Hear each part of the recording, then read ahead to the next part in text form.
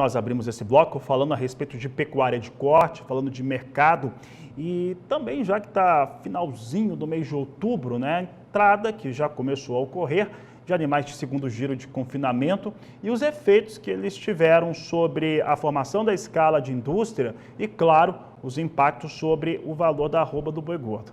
Quem vai responder os questionamentos para nós aqui na Agricultura BR é Laura Rezende, ela que é analista da Agrifato e participa ao vivo conosco pela internet. Olá, Laura, um prazer tê-la conosco mais uma vez.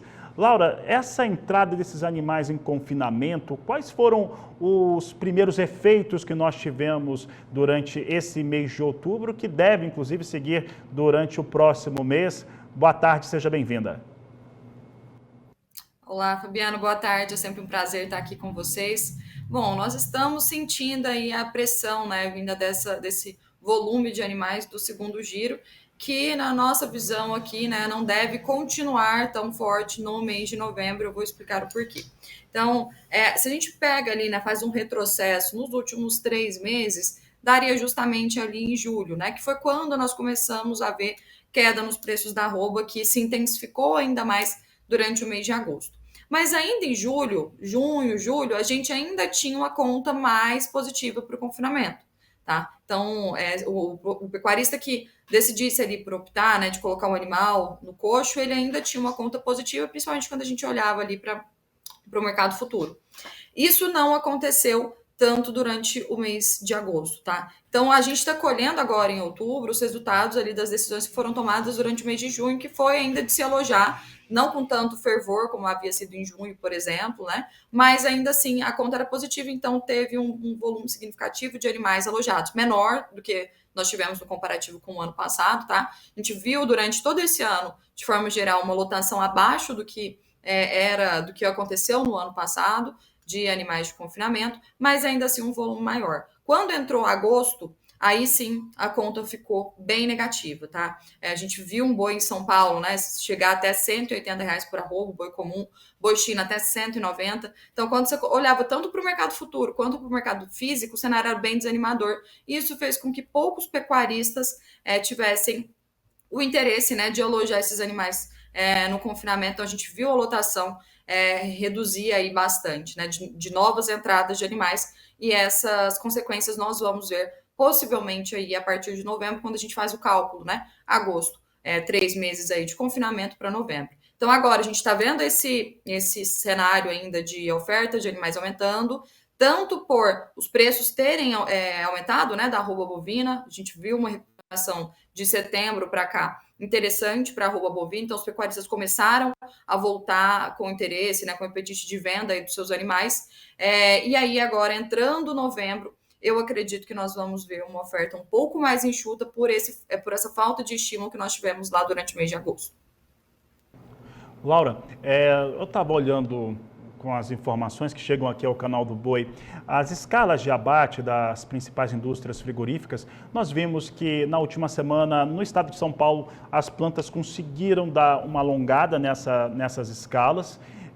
Por outro lado, outros estados estavam apresentando um número menor, mas ali, por exemplo, Goiás, você sempre tem uma expectativa de uma entrada um pouco melhor de animais confinados, ainda que seja reduzida frente a anos anteriores.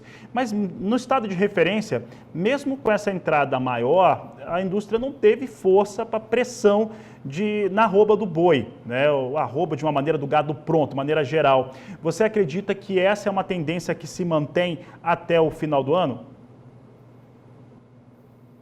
Eu acredito até num viés mais positivo, tá, Fabiano, para o final do ano.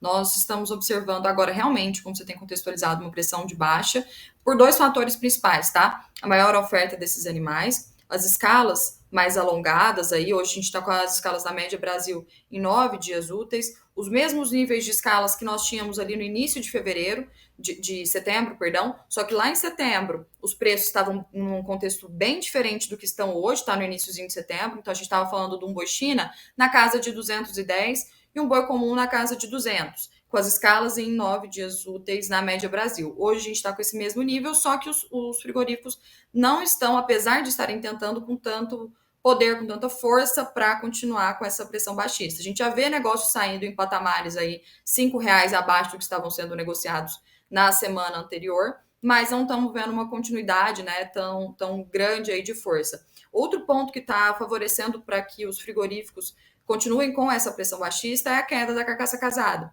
A gente observou a carne valorizar no varejo, então a carne está ficando mais cara para o consumidor final, isso porque com a alta de preços da arroba, isso foi transferido também para a carne. Então, só para vocês terem uma ideia, nós estamos observando durante a parcial aqui desse mês, tá? Uma alta de 7% no dianteiro e de 6% no traseiro. Alguns cortes, como o contrafilé, chegou a se valorizar já na parcial desse mês 10%. Então, a carne daquele boi de 180 não existe mais. Agora está vindo a carne do boi de 240, 230, né? Isso está sendo transferido para o consumidor final, que é um ponto de limitação de consumo que nós temos observado aí. Então, esses dois fatores, né? Carcaça casada ficando mais barata de preço de venda do frigorífico, porque consumo está sendo tá tendo uma dificuldade de escoamento de consumo pro varejo por encarecimento da carne, tá? Então, os frigoríficos estão vendendo seu produto final mais baratos hoje, a carcaça casada, tá? Então, estão pressionando, transferindo essa pressão para a arroba bovina,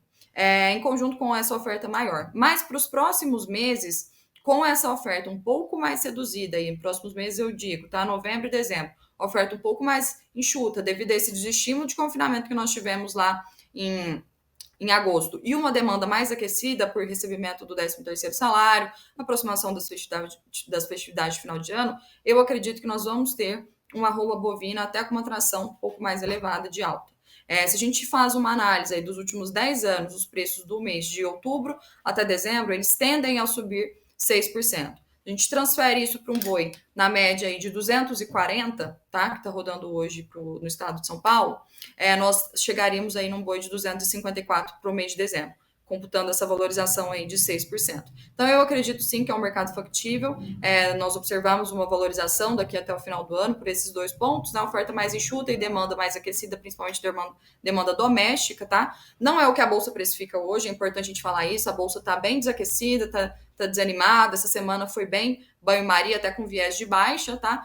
Precificando o que está acontecendo atualmente no físico, porém, eu acredito que para os próximos meses a gente tem sim um cenário mais positivo.